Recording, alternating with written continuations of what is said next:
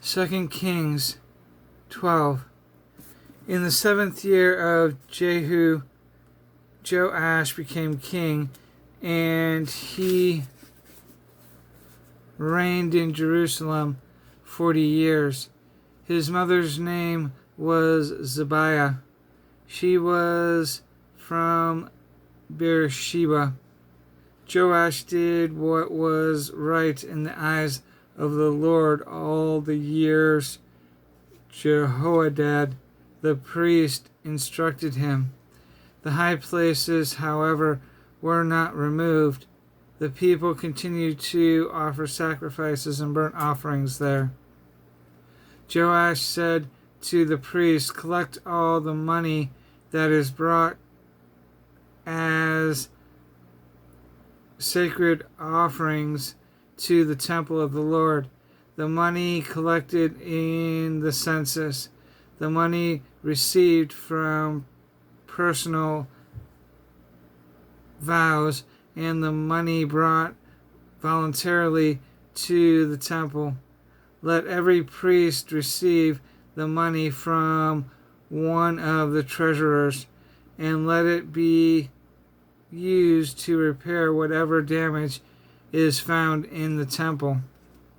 But by the 23rd year of King Joash, the priests still had not repaired the temple. Therefore King Joash summoned Jehoiada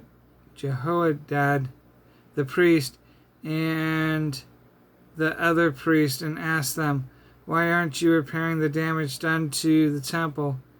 Take no more money from the treasurers, but hand it over for repairing the temple." The priests agreed that they would not collect any more money from the people, and that they would not repair the temple themselves.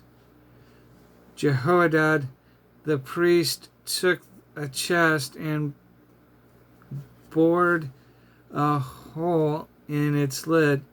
He placed it beside the altar on the right side of one entrance,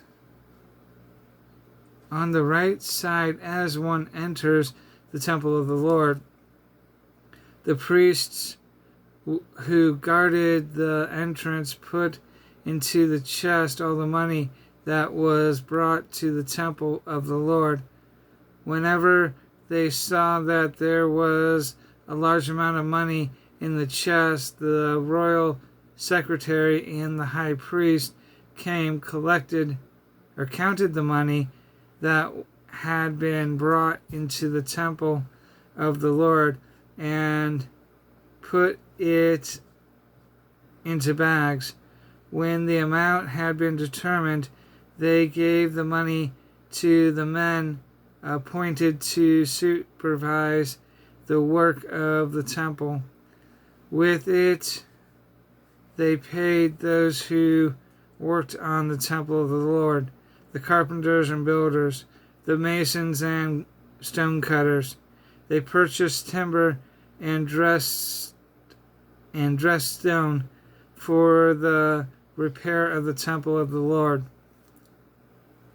and met all the other expenses of restoring the temple.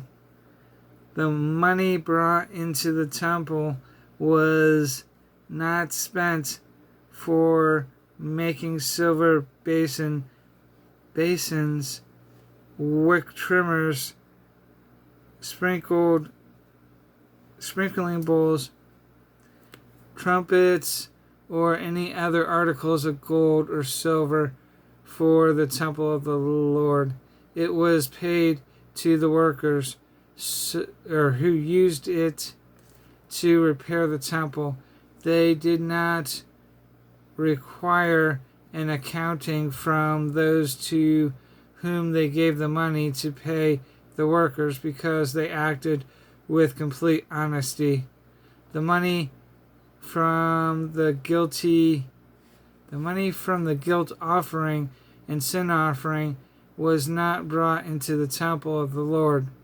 It belonged to the priest.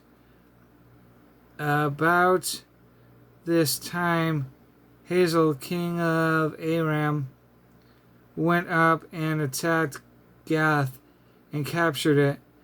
Then he turned to attack Jerusalem. But Joash, king of Judah, took all the sacred objects dedicated by his fathers,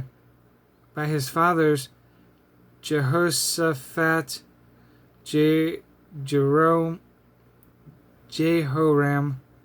and Ahaziah, the king of Judah, and the gifts he himself had dedicated, and all the gold found in the treasury of the temple of the Lord and of the royal palace.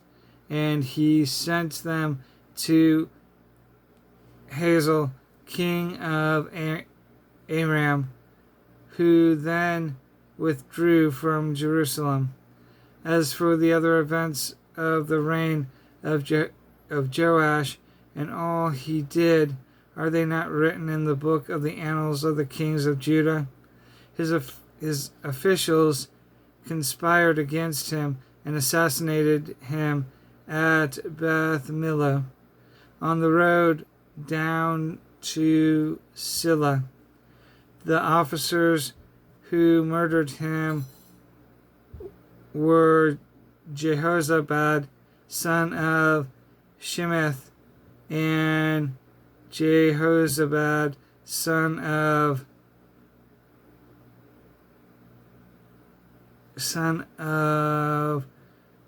Shomer. He died and was buried with his fathers in the city of David, and Amaziah, his son, succeeded him as king.